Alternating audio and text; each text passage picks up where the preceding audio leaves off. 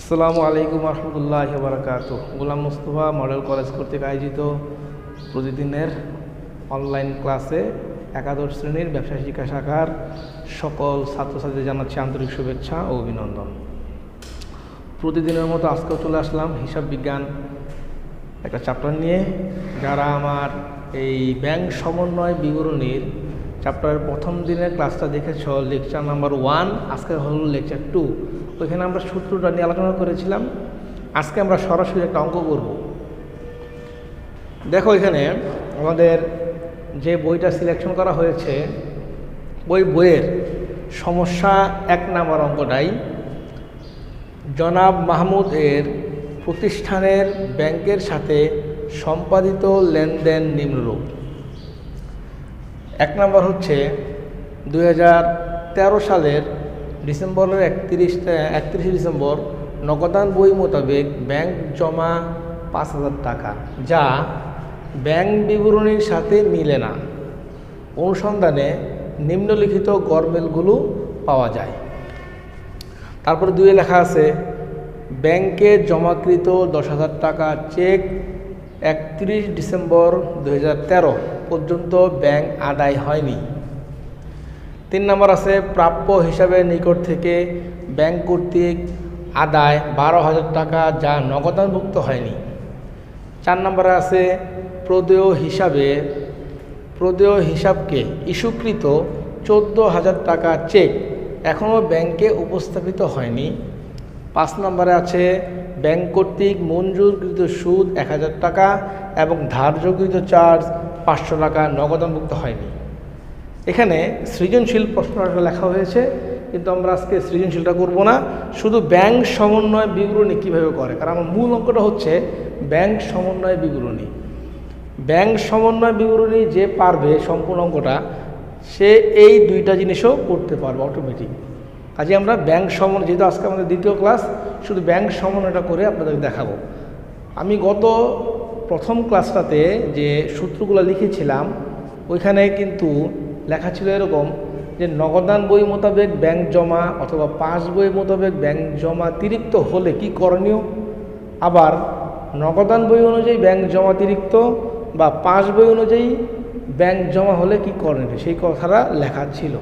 যারা ক্লাসটা এখনও দেখোনি তারা আশা করব লেকচার নাম্বার 1টা দেখে নিবা।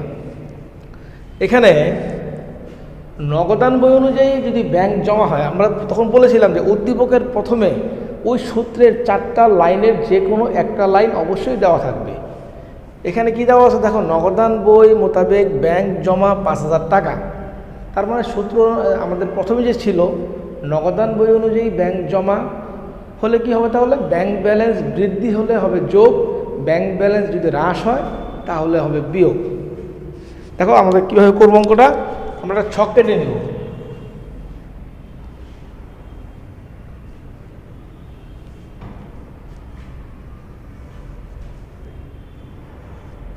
এই বিবরণ 2টা টাকার ঘর, বিবরণ এখানে হবে টাকা টাকা। এখানে আমরা লিখি এই লোকটার নাম হচ্ছে জনাব মাহমুদ।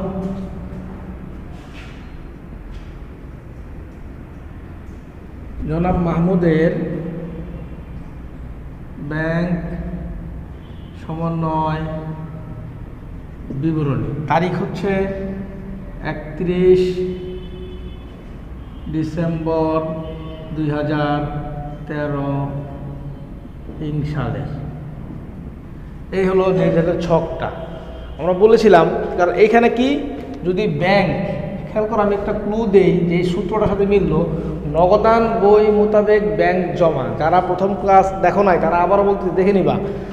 নগদান বই অনুযায়ী ব্যাংক জমা হলে সূত্রতে বলে ব্যাংকের ব্যালেন্স যদি বৃদ্ধি হয় তাহলে যোগ, ব্যাংকের ব্যালেন্স যদি হ্রাস পায় তাহলে বিয়োগ।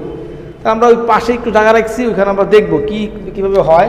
মনে করো আমাদের জানতে হবে যে ক্যাশ বুক, নগদান বই আর এখানে লিখলাম ব্যাংক বই। মানে নগদান বইয়ের হিসাবটা আমার অ্যাকাউন্টেন্ট বা আমার হিসাব সহকারী সে রাখবে, আর ব্যাংকের বই ব্যাংকের লোক সেই হিসাবটা রাখবে। আমার হিসাবটা ব্যাংকেও তো রাখে যদি অ্যাকাউন্ট থাকে। আনুমানিক আমি এখানে একটা অ্যামাউন্ট ধরে নিলাম, মনে করো ব্যাংকে জমা আছে 50,000, তাহলে ব্যাংকে অবশ্যই ব্যাংক বইও লেখা থাকবে 50,000 টাকা আমার জমা আছে। এখন একটা করে আমি সিরিয়ালে করি, দেখি আমার ব্যাংক ব্যালেন্স কীভাবে বাড়ে আর ব্যাংক ব্যালেন্স কীভাবে কমে। তা আমাদের যেই সূত্রটা আছে এখানে লেখা আছে নগদান বই মোতাবেক ব্যাংক জমা, এটা আমাকে প্রথম লিখতে হবে। নগদান বই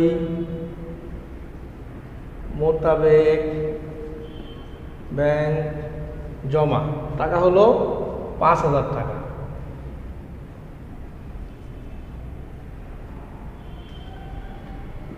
টাকা এখানে লিখব যোগ,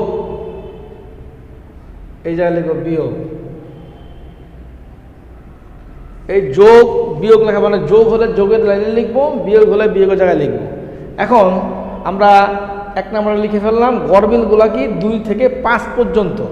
2 নম্বরে কি বলছে, ব্যাংকে জমাকৃত 10,000 টাকার চেক 31 ডিসেম্বর 2013 পর্যন্ত ব্যাংক আদায় হয় নাই, মানে ব্যাংকে এখনো আদায় করতে পারে নাই। একটু জিনিস চিন্তার বিষয় যে আমি যখন কোনো চেক ব্যাংকে জমা দিয়ে দেই, তার মানে কি আমি নগদান বইতে লিখি, দেখো আমার যে অ্যাকাউন্টে টাকা জমা আছে মনে করো 50,000 টাকা, ব্যাংকও সে লিখছে 50,000 টাকা, এটা উদাহরণস্বরূপ লিখলাম টাকার অ্যামাউন্টটা। এখন আমি আরও 10,000 টাকার চেক যদি ব্যাংকে জমা দেই, তাহলে অবশ্যই নিশ্চয়ই আমার নগদান বইয়ে ডেবিট দিকে 10,000 টাকা লিখতে হবে, মানে ডেবিট দিকে লিখলে যোগ হবে, কারণ ব্যাংকে টাকা জমা দিয়েছে, আমার ব্যাংকের হিসাবটা বাড়বে। তাহলে আমি কী করলাম, আমার নগদান বইতে যোগ করলাম, তাহলে আমার ব্যালেন্স তো বলতেছে 60,000 টাকা। কিন্তু এখানে লিখছি কি যে 31 ডিসেম্বর 2013 পর্যন্ত ব্যাংক আদায় হয় না, মানে ব্যাংকে আদায় করতে এখন এই চেকের টাকাটা পারে নাই। চেক জমা দিলেই যে সেটা আদায় হয়ে যাবে এমন তো না, কারণ একটা চেক জমা যদি দেওয়া হয় সেখান থেকে দেখা যাবে যে তোমার সবচেয়ে কম সময় হলো 3 দিন সময় লাগে একটা ব্যাংকে একটা চেক আমার অ্যাকাউন্টে জমা হওয়ার জন্য। তাহলে আমি যখন মনে করো আমি 27 তারিখে চেকটা জমা দিলাম, তো অবশ্যই সেটা যদি এমন হয় যে বৃহস্পতিবার হয়ে গেল, তার মানে তো আমার তো আরও 5 দিন লাগবে, কারণ শুক্র শনি তো বন্ধ। কাজেই আমি চেক যখন জমা দেই তখনই নগদান বইতে কিন্তু আমি ডেবিট করি। ডেবিট মানে যোগ করা, আর ক্রেডিট করা মানে হচ্ছে বিয়োগ করা। তাই আমি যখন টাকার চেক জমা দিয়ে দিলাম ব্যাংকে, তখন অবশ্যই আমি নগদান বইতে যোগ করেছি। কিন্তু ব্যাংক কি এখন আদায় করে নাই, ব্যাংক তো এটা এখনও যোগ করেই নাই। তার মানে ব্যাংকের ব্যালেন্স বলতেছে আগের 50,000 টাকায় আছে, কিন্তু নগদানের ব্যালেন্স বলতেছে 60,000 টাকা আছে। তার মানে দেখো তো নগদান বই থেকে ব্যাংকের ব্যালেন্স কতটুকু কম বেশি, কম না বেশি?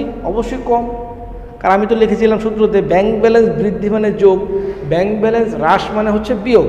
তাহলে নগদান বই থেকে ব্যাংকের ব্যালেন্স কিন্তু হ্রাস, নগদান বই বলে 60,000, ব্যাংক বই বলে 50,000, মানে হ্রাস কতটুকু হ্রাস? 10,000 টাকা হ্রাস। তো সেই 10,000 টাকা লিখতে হবে, তো বিয়োগের ঘরে লিখবো। তাহলে 1 নাম্বার এখানে লিখতে হবে জমাকৃত চেক যা ব্যাংকে জমা হয়নি।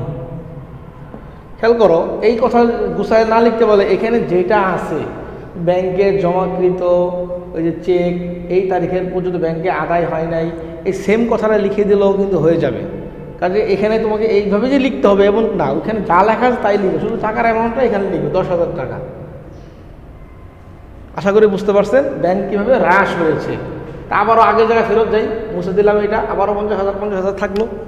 এখন দেখি 3 নাম্বার, প্রাপ্য হিসাবের নিকট থেকে ব্যাংক কর্তৃক আদায় 12,000 টাকা যা নগদানভুক্ত হয় নাই। একটু খেয়াল করো, প্রাপ্য হিসাব কি? প্রাপ্য হিসাব হচ্ছে আমি অন্য একটা তৃতীয় পক্ষের কাছে টাকা পাই, তা আমি যদি টাকা পাই সেই টাকাটা যদি আমাকে দিয়ে দেয়, অবশ্যই আমি নগদান বইতে ডেবিট দিকে লিখবো। কিন্তু প্রাপ্য হিসাবে যে যার কাছে টাকা পাই সে করলো কি, আমাকে না দিয়ে আমার ব্যাংক হিসাবে সরাসরি জমা দিয়ে দিল। কয় টাকা জমা দিল? 12,000। তাহলে ব্যাংক তো যখন জমা হয়েছে আমার অ্যাকাউন্টে টাকা, তাহলে অবশ্যই 12,000 টাকা ব্যাংক যোগ করে ফেলছে। তার মানে কত হয়েছে? 62,000 টাকা হয়েছে। কিন্তু এখানে লিখছে কি, যা নগদানভুক্ত হয়নি, মানে নগদান বইতে এখনও লেখা হয় নাই। তা নগদানে না লেখা হলে খেয়াল করো, নগদান বইয়ের ব্যালেন্স বলবে ব্যাংকে জমা 50,000, ঠিক তখনই ব্যাংক বই বলবে কিন্তু 50,000 না, ব্যাংকে বই বলবে 62,000 টাকা এখানে জমা আছে। তার মানে আমরা বুঝতে পারতেছি নগদান বই থেকে ব্যাংকের ব্যালেন্সটা বেশি, মানে বৃদ্ধি আছে। কয় টাকা বৃদ্ধি আছে? 50,000 আর 62, মানে 12,000 টাকা, যেটা আমার প্রশ্নে লেখা আছে। বৃদ্ধি হলে হয় যোগের ঘরে। এখানে লিখি প্রাপ্য হিসাবের নিকট থেকে আদায় কয় টাকা? 12,000 টাকা। লিখে দিলাম 12,000। তারপরে দেখি আমরা 4 নম্বর পয়েন্ট, প্রদেয় হিসাবকে ইস্যুকৃত 14,000 টাকার চেক এখনও ব্যাংকে উপস্থাপিত হয়নি। প্রদেয় হিসাব কি? তৃতীয় কোনো ব্যক্তি আমার কাছে যে টাকাটা পাবে সেটাকে বলে প্রদেয় হিসাব। প্রদেয় হিসাবকে আমি চেক দিয়ে দিছি। প্রদেয় হিসাবকে যদি আমি চেক দিয়ে দেই, তার মানে আমি কাউকে চেক প্রদান করলে নিশ্চয়ই নগদান বইতে আমি লিখি এই 14,000 টাকার চেক আমি প্রদেয়, যে আমার কাছে টাকা পায় তাকে আমি চেক দিয়ে দিলাম। তা চেক দিয়ে দিলে অবশ্যই এখানে লিখতে হয় 14,000 টাকা মাইনাস করে দিব, নগদান বইয়ের ক্রেডিট করতে হয়। ক্রেডিট করে দিলে এখানে হবে কত? 36,000 টাকা হয়। কিন্তু এখানে লিখছি কি এখনো ব্যাংকে উপস্থাপিত হয়নি, মানে ওই লোক, যে লোকটাকে আমি চেক দিলাম, যে লোকটাকে আমি 14,000 টাকার চেকটা পরিশোধ করে দিলাম, ওই লোকটা এখনো ব্যাংক থেকে টাকাটা আনার জন্য যায় নাই। তো ব্যাংক থেকে যদি টাকাটা আনার জন্য না গিয়ে থাকে, তো ব্যাংকের টাকা কেমন কমে গেছে? কমে নাই, কিন্তু আগে যা ছিল তাই। কিন্তু আমি তো নগদান বইতে অলরেডি কমাই ফেলাইছি, যে মাইনাস করেছি। নগদান বলতেছে কি 36,000 টাকা, কিন্তু ব্যাংক তো বলতেছে 50,000 টাকা। তার মানে নগদান বই থেকে ব্যাংকের ব্যালেন্সটা বৃদ্ধিতে আছে, বৃদ্ধি থাকলে যোগ হবে। তো 2 নম্বর এখানে এটা হলো সিরিয়াল নাম্বার, লিখি প্রদেয় হিসাবকে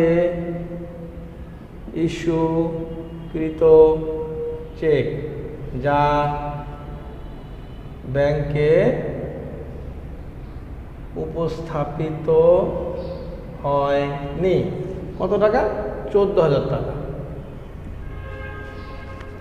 আশা করি বুঝতে পারছেন। তারপরে দেখেন 5 নাম্বার, ব্যাংক কর্তৃক মঞ্জুরকৃত সুদ হচ্ছে 1,000 টাকা আর ধার্যকৃত চার্জ হচ্ছে 500 টাকা, দুইটাই নগদানভুক্ত হয় নাই। খেয়াল করেন, ব্যাংক কর্তৃক মঞ্জুরকৃত সুদ মানে এটা অর্থ কি? ব্যাংক আমাকে টাকা দিল। আর ধার্যকৃত চার্জ এর অর্থ কি?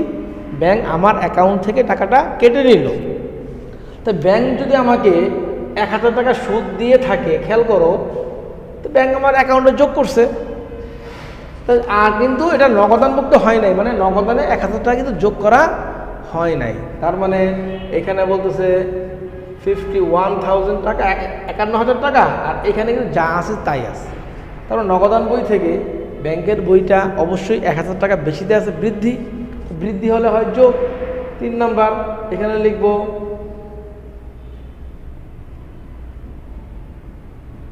মঞ্জুরকৃত সুদ 1,000 টাকা। ঠিক তেমনি আরেকটা বাকি আছে ধার্যকৃত চার্জ। খেয়াল করি আবার, ধার্যকৃত চার্জ মানে হচ্ছে ব্যাংক আমার অ্যাকাউন্ট থেকে টাকাটা কেটে নিল। তাহলে কেটে নিলে মাইনাস করে দিতে হয়। মাইনাস করে যদি দেওয়া হয়, এখানে ব্যালেন্স বলতেছে 49,500, মানে 49,500 টাকা, কিন্তু নগদানভুক্ত হয় নাই। তা নগদানভুক্ত যদি না হয়ে থাকে, নগদানে তো মাইনাস করা হয় নাই, তারপরে নগদান বই থেকে ব্যাংকের হিসাবের বইটা কম, মানে হ্রাস আছে, কম আছে। কম থাকলে কি হবে? মাইনাস হবে।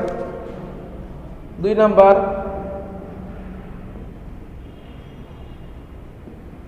ধার্যকৃত চার্জ। ধার্যকৃত চার্জ 500 টাকা।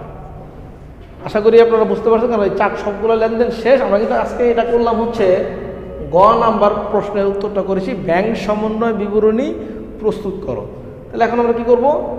এই যোগগুলোকে যোগ করি, 12,000, 14,000, 1,000, তাহলে কত হইল? 20, 24, 27,000 টাকা। 27,000 টাকা। আর এখানে যোগ করলে হচ্ছে 10,500 টাকা। তাহলে আমরা যে যোগ করলাম এতগুলো অ্যামাউন্ট যোগ করে দ্বিতীয় কলাম লিখলাম, এখানে যোগ করে দ্বিতীয় কলাম লিখলাম। এখন কি করতে হবে, এই যে যোগ লেখা আছে এই অ্যামাউন্টের সাথে এটাকে যোগ করতে হবে। তা 27,000 টাকার সাথে 5,000 টাকা যোগ করি, কত হয় 32,000 টাকা। এখন 10,500 টাকা বিয়োগ করি, 32,000 টাকা থেকে 10,500 টাকা বিয়োগ করলে হয় 21,500 টাকা। এই আমার অঙ্কটা শেষ। কিন্তু এই 21,500 টাকা এখানে একটা নাম, একটা লাইন লিখতে হয়, সেই লাইনটা কি এটা মনে রাখার বিষয়। আবারও বলতেছি, আমার হিসাবের ব্যালেন্স নগদান বইতে ব্যাংকের হিসাবের ব্যালেন্স হয় দুইটা, একটা হচ্ছে নগদান বই মোতাবেক ব্যাংক জমা, অথবা হয় নগদান বই মোতাবেক ব্যাংক জমা অতিরিক্ত।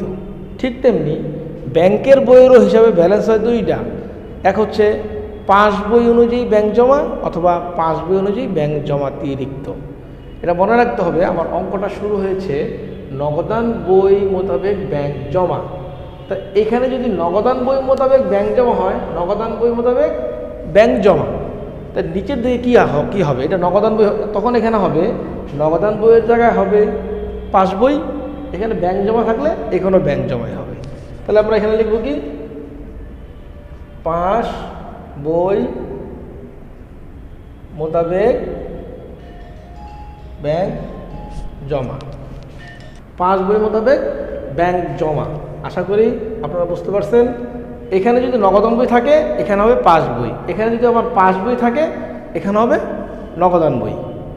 আশা করি বুঝতে পারছেন আপনারা। বাসায় প্র্যাকটিস করবেন। আজকে শুধু এই অঙ্কটাই করালাম আপনাদের জন্য।